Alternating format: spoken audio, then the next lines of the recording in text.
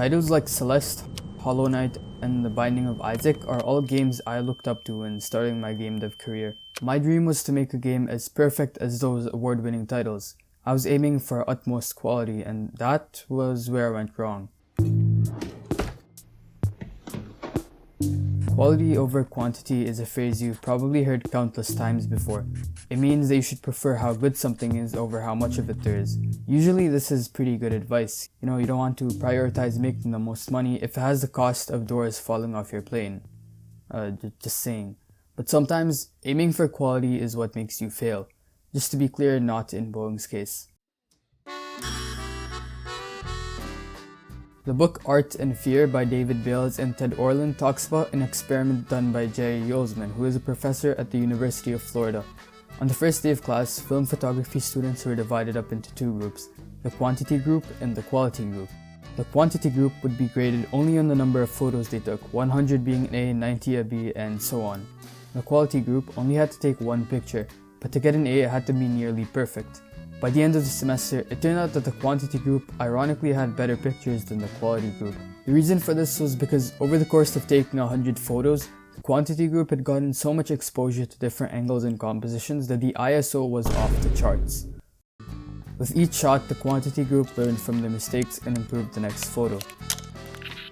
The quality group, on the other hand, had obsessed over taking one perfect picture but really didn't have any previous work to learn from.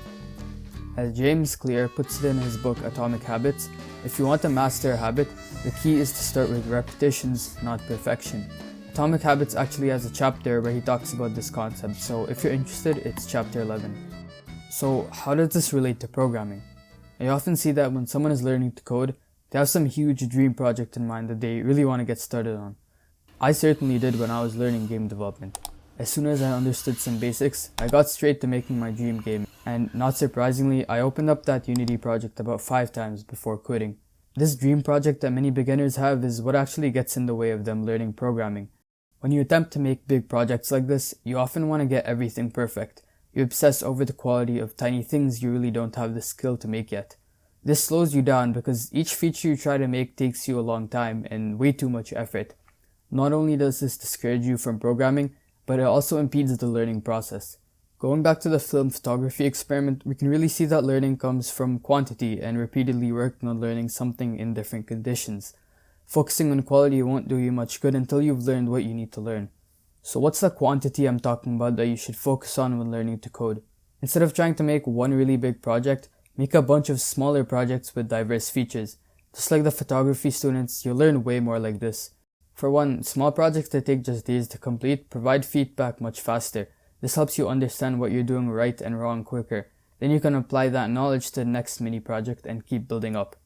Secondly, if you're working on a diverse range of features, your skill set in the end will contain a lot of different things. Even if you aren't 100% perfect in the end, that's okay because you really don't need to be.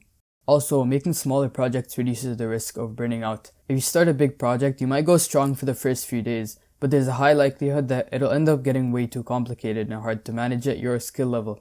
On the other hand, each time you finish a tiny project, it serves as motivation to do the next one.